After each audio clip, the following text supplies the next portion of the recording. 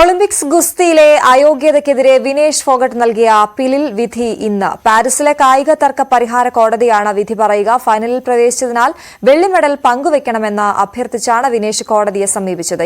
രാകേഷ് ചേരുന്നു ന്യൂസ് ഡെസ്കിൽ നിന്നും. Rakesh, good morning.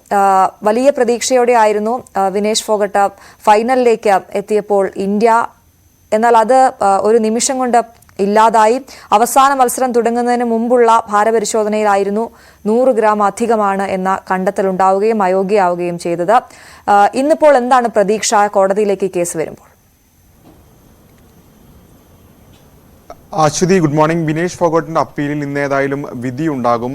പാരീസിലെ അഡ്ഹോക് ഡിവിഷൻ, അതായത് കോർട്ട് ഓഫ് ആർബിട്രേഷൻ ഫോർ സ്പോർട്സിന്റെ ആസ്ഥാനമുള്ളത് സ്വിറ്റ്സർലൻഡിനാണ്. പക്ഷേ അത് ഒളിമ്പിക്സ് കണക്കിലെടുത്തു അതിന്റെ അഡ്ഹോക് ഡിവിഷൻ പാരീസിൽ പ്രവർത്തിച്ചിരുന്നു. ആ അഡ്ഹോക് ഡിവിഷനാണ് ഏതായാലും വിധി പറയുന്നത്. നേരത്തെ 10-ാം തീയതി വിധി ഉണ്ടാകുമെന്നാണ് കോടതി തന്നെ പറഞ്ഞിരുന്നത്. കാരണം ആദ്യം ഒരു വാർത്താക്കുറിപ്പ് കോടതിയുടെ ഭാഗത്ത് തന്നെ ഉണ്ടായിരുന്നു. അന്ന് പറഞ്ഞിരുന്ന കാര്യം ഒളിമ്പിക്സ് തീരുന്നതിന് മുമ്പ് തന്നെ ഈ കേസിൽ തീർപ്പുണ്ടാക്കുമെന്ന് പറഞ്ഞിരുന്നു. അതിനുശേഷം 10-ാം തീയതി പാരീസ് സമയം 6 മണിക്ക്, അതായത് ഇന്ത്യൻ സമയം രാത്രി 9:30 വിധി പ്രഖ്യാപിക്കുമെന്ന് വ്യക്തമാക്കിയിരുന്നു. പക്ഷെ അന്ന് കോടതി കൂടുതൽ ഡോക്യുമെന്റ്സ് നൽകാനുണ്ടെങ്കിൽ നൽകൂ എന്ന് പറഞ്ഞുകൊണ്ട് വിധി പറയുന്നത് മാറ്റിവെക്കുകയായിരുന്നു. തുടർന്നാണ് ഇന്നത്തേക്ക് മാറ്റിവെച്ചത്. ഇന്ന് ഏതായാലും ഇന്ത്യൻ സമയം രാത്രി 9:30 ആണ് കോടതി ഇക്കാര്യത്തിൽ വിധി പറയുന്നത്. വിനേഷിന്റെ അപ്പീലിൽ വിനേഷ് സൂചിപ്പിച്ച പ്രധാനപ്പെട്ട കാര്യം 2 ദിവസങ്ങളിലായാണ് മത്സരം നടന്നത്. ആദ്യ ദിവസം 3 മത്സരങ്ങൾ ഉണ്ടായിരുന്നു. ആ 3 മത്സരങ്ങളിൽ വിജയിച്ചാണ്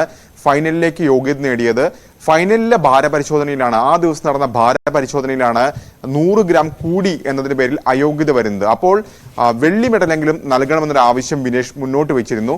കാരണം വിനേഷിന്റെ അപ്പീലിൽ 2 കാര്യങ്ങൾ സൂചിപ്പിച്ചിരുന്നു. ആദ്യം നൽകിയിരുന്ന അപ്പീലിൽ പറഞ്ഞിരുന്നത് ഫൈനൽ മത്സരത്തിൽ കളിക്കാൻ അനുവദിക്കണമെന്നൊരു ആവശ്യമായിരുന്നു. പക്ഷേ ഫൈനൽ നടന്നതുകൊണ്ട് തന്നെ രണ്ടാമതൊരു പുതുക്കിയ അപേക്ഷ നൽകിയിരുന്നു. ആ പുതുക്കിയ അപേക്ഷയിലാണ് വിനോദ് ഫോഗട്ട് ഇത്തരത്തിൽ സൂചിപ്പിച്ചിരിക്കുന്നത്. അതായത് വെള്ളി മെഡൽ പങ്കിടണമെന്ന ആവശ്യം മുന്നോട്ട് വെച്ചിരിക്കുന്നത്. നിലവിൽ വിനേഷ് ഫോഗട്ട് സെമി ഫൈനലിൽ തോൽപ്പിച്ച ക്യൂബൻ താരമാണ് നിലവിൽ വെള്ളി മെഡൽ ജേതാവ്. അതുകൊണ്ട് തന്നെ വെള്ളി മെഡൽ ആ താരവുമായി പങ്കിടാൻ അനുവദിക്കണമെന്നൊരു ആവശ്യം കൂടി വിനേഷ് ഫോഗട്ട് വെച്ചിട്ടുണ്ട്. ഏതായാലും വിനേഷിന്റെ അപ്പീലിൽ കോടതി എന്തു പറയുമെന്ന് നിർണായകമാണ്. ഏതായാലും ശക്തമായ വാദങ്ങൾ ഉന്നയിച്ചു എന്ന് തന്നെയാണ് അഭിഭാഷകർ ചൂണ്ടിക്കാണിക്കുകയും ചെയ്യുന്നത്.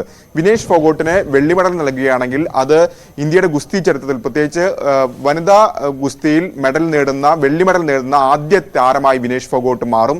വിനേഷ് ഫോഗട്ടിന് സ്വർണത്തിനുള്ള സാധ്യതയുണ്ടായിരുന്നു. പക്ഷേ ഫൈനൽ കളിക്കാത്തത് കൊണ്ട് തന്നെ ഇത്തരത്തിൽ വെള്ളി മെഡൽ നേടുകയാണെങ്കിൽ പോലും വെള്ളി മെഡൽ നേടുന്ന ആദ്യ വനിതാ താരമായി വിനേഷ് ഫോഗട്ട് മാറും. ഒപ്പം ഇന്ത്യയുടെ മെഡൽ ടാലി 7 ഉയരുകയും ചെയ്യും. നിലവിൽ ഒരു വെള്ളിയും 5 വെങ്കലവും അടക്കം 6 മെഡലാണ് ഇന്ത്യക്കുള്ളത്. വിനേഷ് ഫോഗട്ടിന് കൂടി മെഡൽ ലഭിക്കുകയാണെങ്കിൽ അത് 7 ഉയരുകയും ചെയ്യും. ഏതായാലും രാത്രി 9:30 കോടതി വിധി പറയുന്നത്. അശ്വതി, ശരി, വിനേഷിന് അനുകൂലമായ വിധി ഉണ്ടാകും എന്ന് നമുക്ക് പ്രതീക്ഷിക്കാം. രാകേഷാണ് വിവരങ്ങൾ നൽകിയത്.